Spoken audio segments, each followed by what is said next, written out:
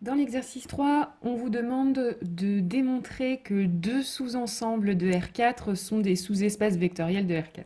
Donc, pour démontrer qu'on a un sous-espace vectoriel, d'abord il faut démontrer que le vecteur nul appartient bien à l'ensemble. Donc on va commencer par V. Donc pour appartenir à V, il faut qu'un vecteur ABCD vérifie la condition B moins 2C plus D égale à 0. Ici, le B du vecteur nul, c'est 0. Le C du vecteur nul, c'est 0. Et le D du vecteur nul, c'est 0. Donc, il faut vérifier que 0 moins 2 fois 0 plus 0 est bien égal à 0. C'est bien le cas. Donc, le vecteur nul appartient bien à V.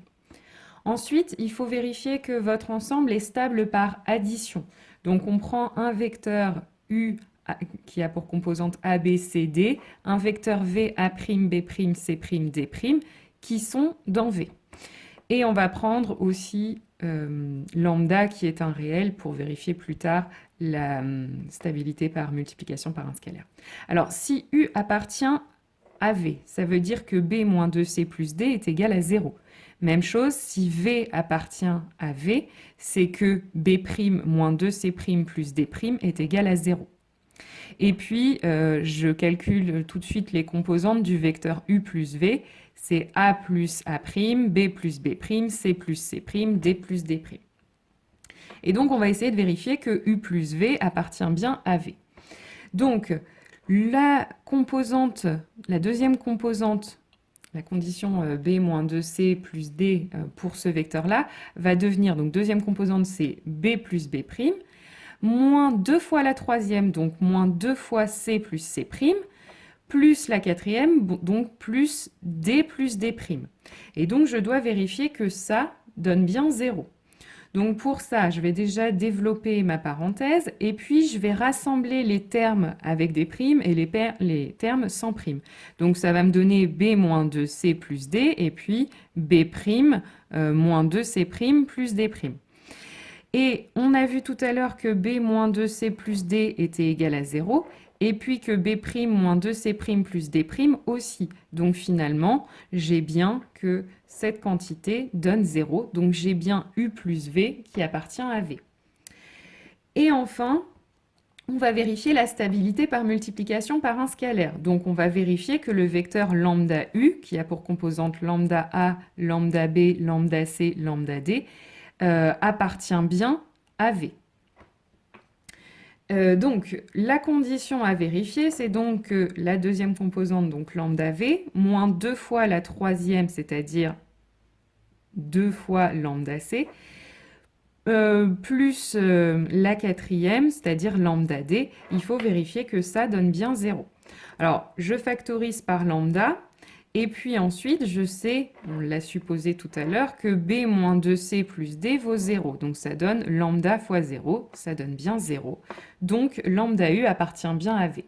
Et donc finalement, j'ai démontré que le vecteur nul appartient à V. J'ai montré la stabilité par addition et la stabilité par multiplication par un scalaire. Donc j'ai bien démontré que V est un sous-espace vectoriel de R4. Donc maintenant, je vais faire la même chose pour W. Donc, toujours le même principe. Déjà, je vais vérifier que le vecteur nul appartient bien à W. Donc, cette fois-ci, pour appartenir à W, il faut que A soit égal à D, c'est-à-dire ici, première composante égale à la dernière, c'est bien le cas. Et puis, il faut vérifier aussi que B est égal à 2C, c'est-à-dire que la deuxième composante est égale à 2 fois la troisième. C'est bien le cas ici aussi. Donc, on a bien que le vecteur nul appartient à W. Maintenant, je vais prendre un vecteur U qui a pour composante A, B, C, D, V qui est égal à A', B', C', D', des vecteurs qui sont dans W. Et je vais prendre lambda appartenant à R. Donc, si U appartient à W, ça veut dire qu'on a A égale D et B égale 2C. Même chose, V appartient à W, donc on a A' égale à D' et B' égale à 2C'. Et donc, je vais vérifier, on peut aussi faire ça, vérifier la stabilité par addition et par multiplication par un scalaire en une étape en montrant que U plus lambda V appartient bien à V. On peut faire ça en une seule étape, c'est tout à fait possible. Donc, je calcule les composantes du vecteur U plus lambda V. C'est A plus lambda A', B plus lambda B', C plus lambda C', D plus lambda D'. Donc, on va vérifier que U plus lambda V appartient bien à V. Alors, la première condition, il faut que la première composante soit égale à la dernière. Donc, je prends ma première composante et je vais essayer de démontrer qu'elle est égale à la dernière. Mais comme je sais que A est égal à D, le A qui est ici, je peux le remplacer par un D. Et je sais aussi que A' est égal à D'. Donc le A' qui est ici, je peux le remplacer par D'. Et donc, j'ai bien démontré que la première composante de ce vecteur est égale à la dernière. Maintenant, il faut aussi démontrer que la deuxième composante du vecteur est égale à 2 fois la troisième. Donc, je prends ma deuxième composante, b plus lambda b', et je vais essayer de démontrer que c'est égal à 2 fois c plus lambda c'. Alors, d'abord, je sais que b est égal à 2c, et je sais que b' est égal à 2c'. Donc maintenant, je vais factoriser par 2, ça va me donner 2c plus lambda c'. C'est exactement ce que je voulais montrer, j'ai bien la deuxième composante qui est égale à 2 fois la troisième. Donc, j'ai bien U plus lambda V qui appartient à V. À W, pardon. Je me suis trompée, c'est des W ici. Alors, finalement, ça veut dire que j'ai le vecteur nul qui appartient à W, et puis j'ai U plus lambda V qui appartient à W. Donc, ça veut dire que W est stable par addition, et que U est stable par multiplication par un scalaire. Donc, finalement, W est un sous-espace vectoriel de R4. Ensuite, on vous demande de montrer que 3 vecteurs forment une base de V et de donner la dimension de V. Donc la première chose pour que des vecteurs forment une base d'un espace vectoriel, il faut déjà que ces vecteurs appartiennent à l'espace vectoriel. Ça paraît évident, mais il faut quand même le vérifier. Alors, le vecteur V1, donc je vais commencer par celui-là, donc il faut vérifier qu'on a bien B moins 2C plus D est égal à 0. Donc, pour le vecteur V1, B vaut 0, C vaut 0 et D vaut 0. Donc, il faut vérifier que 2 moins 2 fois 0, il faut vérifier que 0 moins 2 fois 0 plus 0 est égal à 0. C'est bien le cas, donc V1 appartient à V. Pour le vecteur V2, B vaut 1, C vaut 0 et D vaut moins 1. Donc, il faut vérifier que 1 moins 2 fois 0 moins 1 est égal à 0. C'est bien le cas. Donc, V2 appartient à V. Et enfin, pour le vecteur V3, on a B qui vaut 0, C qui vaut 1, D qui vaut 2. Donc, il faut vérifier que 0 moins 2 fois 1 plus 2 est égal à 0. C'est bien le cas. Donc, V3 appartient bien à V. Maintenant, il va falloir montrer que cette famille est libre et génératrice, donc forme une base. Donc, je commence par démontrer que la famille est libre. Donc, je prends alpha, bêta, gamma des réels tels que alpha V1 plus bêta V2 plus gamma V3 est égal à 0. Ça revient donc à écrire ce système. Là, j'ai alpha V1, bêta V2, gamma V3 que j'additionne et ils doivent être égaux au vecteur nul. Et donc là, directement, les 3 premières lignes nous donnent que alpha est égal à 0, bêta est égal à 0, gamma est égal à 0. Donc, j'ai bien démontré que la famille V1, V2, V3 forme une famille libre de V. Maintenant, il faut démontrer que la famille est génératrice, c'est-à-dire que n'importe quel vecteur de V peut s'écrire comme combinaison linéaire de V1, V2, V3, c'est-à-dire que je peux trouver à chaque fois trois réels alpha, bêta, gamma, tel que n'importe quel vecteur peut s'écrire comme combinaison linéaire de V1, V2, V3. Alors, je vais prendre pour ça un vecteur U qui a pour composante A, B, C, D et qui appartient à V. Donc, s'il appartient à V, ça veut dire que B moins 2C plus D est égal à 0. Ce qu'on peut réécrire en faisant passer B et moins 2C à droite, comme D est égal à 2C moins B. Donc ça veut dire que notre vecteur U, sa composante D, je vais pouvoir la remplacer par 2C moins B. Donc U va avoir comme composante A, B, C, 2C moins B.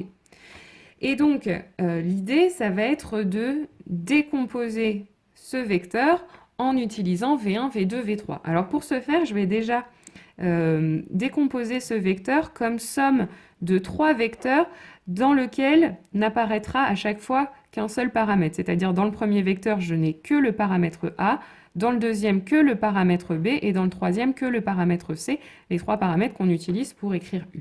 Donc, ça me donne A0, 0, 0, plus 0B, 0, moins B, et puis 0, 0, C, 2C. Voilà, je peux le réécrire sous cette forme-là. Et puis ensuite, ces paramètres, je vais les sortir du vecteur. C'est-à-dire que le vecteur A0, 0, 0, je vais le réécrire A fois 1, 0, 0, 0. Pareil, ce vecteur-là, je vais le réécrire B, 0, 1, 0, moins 1. Et puis ce vecteur-là, je vais le réécrire C, 0, 0, 1, 2. De cette façon-là, qu'est-ce que j'ai fait apparaître? Ici, j'ai fait apparaître le vecteur V1, ici le vecteur V2 et ici le vecteur V3. Donc j'ai démontré que n'importe quel vecteur U, je peux l'écrire comme A fois V1 plus B fois V2 plus C fois V3. Autrement dit, n'importe quel vecteur U de V, je peux l'écrire comme combinaison linéaire de V1, V2, V3. Donc la famille V1, V2, V3 est génératrice de V. Donc, j'ai une famille libre et génératrice de V, donc V1, V2, V3 forment une base de V. Et comme cette base comporte 3 vecteurs, eh bien, c'est que la dimension de V est égale à 3. Maintenant, on vous demande aussi de trouver une base du sous-espace vectoriel W. Alors, on reprend exactement la même chose, sauf que cette fois-ci, la famille de vecteurs, on ne vous la donne pas, c'est à vous de la trouver. Donc, la première chose, quand on ne vous donne pas la famille de vecteurs, c'est déjà d'essayer de trouver une famille génératrice. C'est-à-dire de voir en fonction de quels vecteurs peuvent s'écrire les vecteurs de W. Donc, je prends un vecteur U qui a pour composante A, B, C, D dans W. D'après la définition de W, ça veut donc dire que A est égal à D et B est égal à 2C. Donc ça veut dire que je peux remplacer dans l'écriture de U mon A par D et mon B par 2C. Donc le vecteur U va s'écrire D, 2C, C, D. Donc de la même façon, je vais essayer de décomposer le vecteur en somme de vecteurs qui ne contiennent que le paramètre D et que le paramètre C. Donc ça me donne D0, 0D plus 0, 2C, C0. Et puis de la même façon, je sors le paramètre D et le paramètre C. Donc ça me donne que U est égal à D fois 1, 0, 0, 1 plus C fois le vecteur 0, 2, 1, 0. Et donc, ces deux vecteurs, je les appelle W1 et W2. Et donc, U peut s'écrire dW1 plus CW2. Ces deux vecteurs W1 et W2, on peut vérifier qu'ils appartiennent à W1, puisque j'ai bien A égale D. Pour W1, j'ai bien A égale D. Et puis, j'ai bien B est égal à 2C. De la même façon, W2, j'ai bien A égale D. Et B est bien égal à 2 fois C. Donc, les deux vecteurs appartiennent bien à W. Ils permettent d'écrire n'importe quel vecteur comme combinaison linéaire de W1 et W2. Donc, W1, W2 est génératrice de W. Et maintenant, il va falloir aussi démontrer que la famille est libre. Donc, je prends alpha, bêta, gamma. Je n'ai pas besoin de gamma d'ailleurs. Alpha, bêta réel, tel que alpha W1 plus bêta W2 est égal à 0. Alpha W1, ça donne alpha et alpha sur la première et dernière ligne. Et puis 2W2, ça donne 2 bêta sur la deuxième ligne et bêta sur la troisième. Donc j'ai assez directement que alpha est égal à 0 et bêta est égal à 0. Donc W1, W2 forment une famille libre. Donc j'ai une famille libre et génératrice de W. Donc finalement, W1, W2 est une base de W. Alors maintenant, je vais aussi devoir trouver une base du sous-espace vectoriel V plus W. Alors, comme tout à l'heure, je vais d'abord lui trouver une famille génératrice. Donc je prends U qui appartient à V plus W. Et qu'est-ce que ça veut dire? Ça veut dire que je peux trouver un vecteur V qui appartient à V et un vecteur W qui appartient à W, tel que U peut s'écrire V plus W. Et on se souvient qu'on a déjà trouvé une base du sous-espace vectoriel V et une base du sous-espace vectoriel W. Ça veut donc dire que V, je vais pouvoir l'écrire AV1 plus BV2 plus CV3. V1, V2, V3 étant les vecteurs de la base de V. Et puis du coup, W, je vais pouvoir l'écrire DW1 plus EW2, avec évidemment A, B, C, D et E des réels. Hein. Et W1 et W2, on avait vu, hein, c'était une base de W. Donc voilà, mon U, je vais pouvoir l'écrire AV1 plus BV2 plus CV3 plus DW1 plus EW2. Donc ça veut dire que V1, V2, V3, W1, W2 forment une famille génératrice de V plus W. Alors, clairement, cette famille, on ne va pas réussir à démontrer qu'elle est libre. Pourquoi? Parce que j'ai 5 vecteurs de R4. Donc ça fait déjà à coup sûr un vecteur de trop pour avoir une famille libre. Je ne peux pas avoir une famille libre de plus de 4 vecteurs dans R4. Donc déjà, ça veut dire qu'il y a un des 5 vecteurs que je vais pouvoir exprimer en fonction des 4 autres. Alors, si on observe bien les composantes de tous les vecteurs, on s'aperçoit que c'est W2. W2, je vais pouvoir l'écrire, donc c'est 0, 2, 1, 0, hein. Je vais pouvoir l'écrire comme 2 fois le vecteur 0, 1, 0, moins 1, plus le vecteur 0, 0, 1, 2. Quand on fait la somme, quand on fait le produit de ce vecteur par 2, puis qu'on fait la somme, on retombe bien sur ce vecteur. Et donc ce vecteur, qu'est-ce que c'est? C'est V2. Et ce vecteur-là, c'est V3. Donc ça veut dire que W2, je peux l'exprimer comme en fonction de V2 et de V3. Autrement dit, mon vecteur U, je vais pouvoir l'écrire AV1 plus BV2 plus CV3 plus DW1 plus E fois 2V2 plus V3. Et donc en rassemblant les termes en V1, en V2, en V3, en W1, ça veut dire que U va pouvoir s'écrire AV1 plus B plus 2E V2 plus C plus E V3 plus DW1. Autrement dit, U va s'écrire comme combinaison linéaire de V1, V2, V3, W1.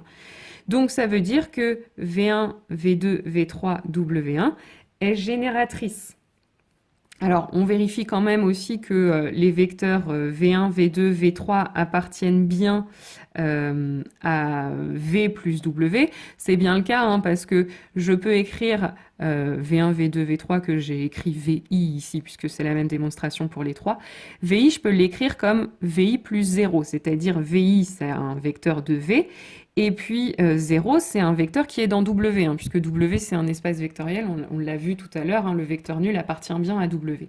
Donc je peux l'écrire comme un vecteur de V plus un vecteur de W. Donc V appartient bien à V plus W. Et puis W1 peut s'écrire 0 plus W1, 0 appartenant à V et W1 appartenant à W. Donc, j'ai bien que W1 peut s'écrire comme un vecteur de V plus un vecteur de W, donc il appartient bien à V plus W. Et donc, j'ai bien V1, V2, V3, W1 est une famille génératrice de V plus W. Donc, il nous reste à démontrer maintenant que cette famille est libre. Donc, je prends A, B, C, D des réels, tels que AV1 plus BV2 plus CV3 plus DW1 est égal à 0. Ça revient à écrire ce système. Donc, on s'aperçoit avec la deuxième et troisième ligne que B et C sont égaux à 0. Et puis, si B et C sont égaux à 0, la dernière ligne nous donne que D vaut 0. Et puis, si D vaut 0, la première ligne nous donne A égale 0. Donc, on a bien A, B, C, D sont tous les quatre nuls. Donc, V1, V2, V3, W1 forment une famille libre de V plus W. Finalement, j'ai V1, V2, V3, W1 qui sont une famille génératrice et libre de V plus W. Donc, c'est une base de V plus W. Et donc, la dimension de V plus W, c'est 4, puisque j'ai 4 vecteurs dans la base. Et enfin, on nous demande une base de V inter W. Donc, je vais d'abord chercher une famille génératrice. Donc, un vecteur U de composante A, B, C, D appartient à V inter W. Et donc, qu'est-ce que ça veut dire? Ça veut dire que déjà, on a A égale D et B égale 2C, puisque U doit appartenir à V, donc elle vérifie ces deux puisque U appartient à W, donc il vérifie ces deux conditions. Et puis, U appartient aussi à V, donc il doit vérifier la condition B moins 2C plus D est égal à 0. Donc, ça revient à écrire qu'on doit avoir donc A égale D, B égale 2C, mais là je peux remplacer dans la dernière ligne B par 2C. Et donc ma dernière ligne, 2C moins 2C vont s'annuler, et donc ma dernière ligne revient à dire que D doit être égal à 0. Et comme D égale A, on a aussi A égale à 0, et puis toujours B égale 2C. Donc ça veut dire que le vecteur U, en fait, A et D doivent être égales à 0, et B doit être égal à 2C, donc U va s'écrire 0, 2C, C, 0. Autrement dit, on peut le réécrire C fois 0, 2, 1, 0. Et ce vecteur, on le reconnaît, hein, c'est notre vecteur qu'on avait appelé W2 tout à l'heure. Donc en fait, W2 permet d'écrire n'importe quel vecteur qui se trouve dans V inter W. Donc, et puis W2, hein, on peut vérifier qu'il appartient à V et qu'il appartient à W, hein, puisque j'ai bien A égale à D, j'ai bien B égale à 2C, et puis j'ai bien 2 moins 2 fois 1 plus 0 qui fait 0, donc W2 appartient bien aussi à V. Donc W2 est une famille génératrice de V inter W. En plus, c'est une famille libre, hein, puisque j'ai un seul vecteur. C'est une famille qui est formée d'un seul vecteur. Donc une famille formée d'un seul vecteur est toujours libre. Donc c'est une base de V inter W. Et donc la dimension de V inter W, c'est 1, puisque dans ma base, je n'ai qu'un vecteur. Alors, dans l'exercice 4, on vous donne F et G. On vous dit ce sont des sous-espaces vectoriels. Ça, vous n'avez pas à le démontrer. Maintenant, ce qu'on veut que vous démontriez, c'est que R3 peut s'écrire comme la somme directe de F plus G.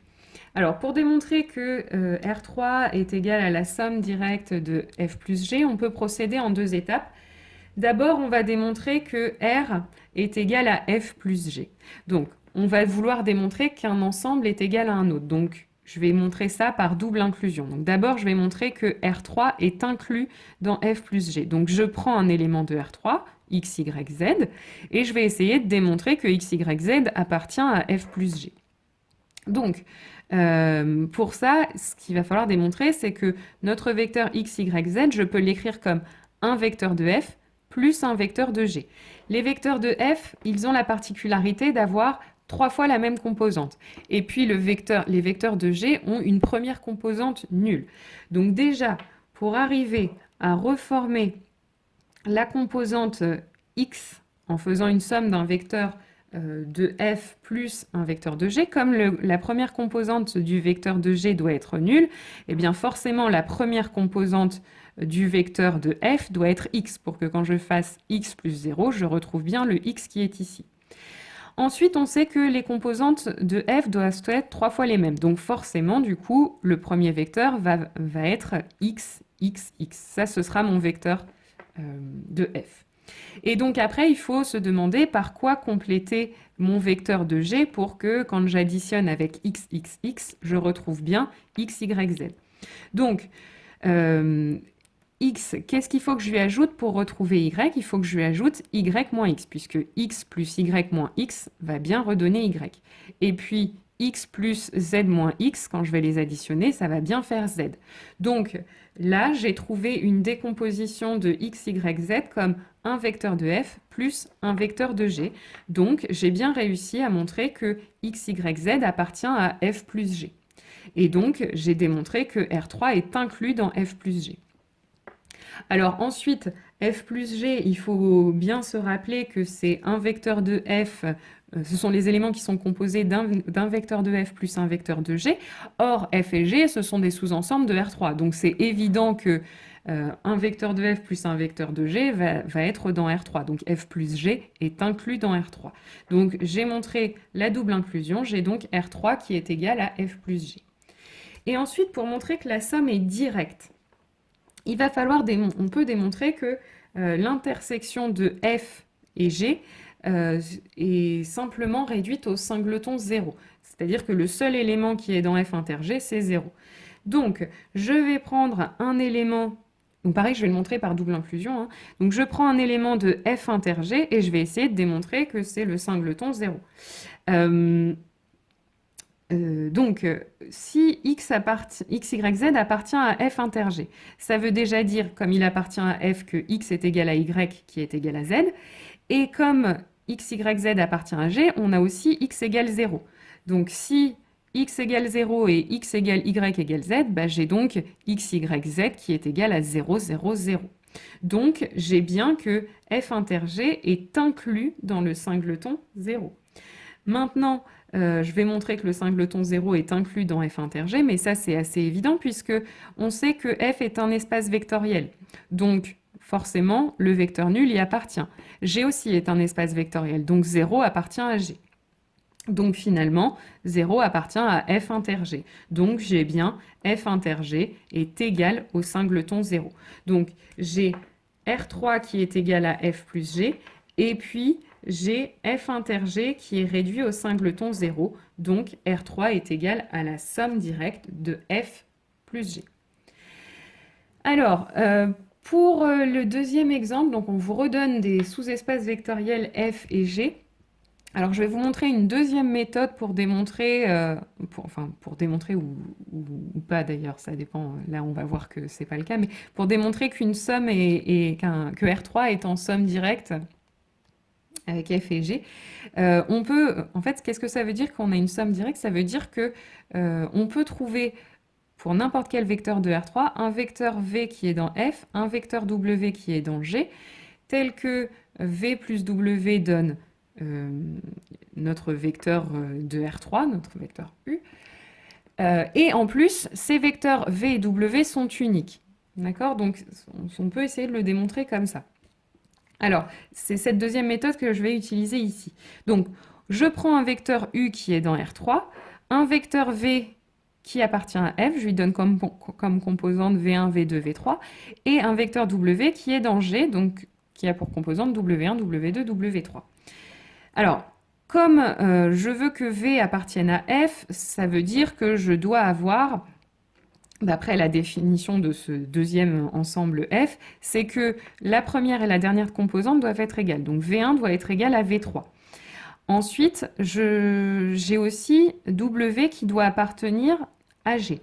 Donc, d'après la définition de G, il faut donc que la somme des trois composantes donne 0. Donc, c'est-à-dire W1 plus W2 plus W3 doit donner 0. Ce qu'on peut réécrire comme W3 doit être égal à moins W1 moins W2. Donc, ça veut dire que mon vecteur V, comme j'ai V1 qui doit être égal à V3, je peux le réécrire V1, V2, V1. Et W, comme j'ai W3 qui doit être égal à moins W1 moins W2, je peux le réécrire W1, W2, moins W1, moins W3. Et donc là, l'idée pour démontrer que R3 est égal à F plus G, il va falloir montrer qu'on peut trouver un V appartenant à F et un W appartenant à G, tel que U puisse s'écrire V plus W. Autrement dit, il faut démontrer que le système qui est ici est compatible, admet des solutions. Donc, il faut démontrer, donc le premier vecteur V, c'est V1, V2, V1, et le deuxième vecteur, c'est W1, W2, moins W1, moins W2. Et donc, ça doit être égal à X, Y, Z. Alors, je représente un petit peu le système un peu mieux pour avoir première variable qui est V1, deuxième variable qui est V2, troisième variable qui est W1, quatrième variable qui est W2. Bien aligné. Et donc, je vais essayer de démontrer que ce système est compatible. Donc, je l'échelonne. Donc, pour ça, je vais faire ligne 3 moins la ligne 1 pour me débarrasser du V1 qui est ici. Et donc, ça va me donner comme ligne 3 moins 2W1 moins W2 égale Z moins X. Et donc, là, ça y est, le système est échelonné. Hein, j'ai bien mes positions de pivot ici. Et donc, ce qu'on peut constater, c'est que dans ce système échelonné, je n'ai pas de ligne du type 0 égale un nombre différent de 0. Donc, ce système est compatible. Et donc, ça veut dire que je peux trouver un W1, un W2, pardon, un V1, un V2, un W1, un W2 pour n'importe quel vecteur U. Donc, ça veut dire que n'importe quel vecteur U, je vais pouvoir l'écrire comme un vecteur V plus un vecteur W, donc V dans F et W dans G. Donc, n'importe quel vecteur de R3 va pouvoir s'écrire comme ça. Donc, ça veut dire que R3 est égal à F plus G. Alors maintenant, est-ce que la somme est directe? La réponse est non, puisque pour que la somme soit directe, il faudrait que le système ait une unique solution.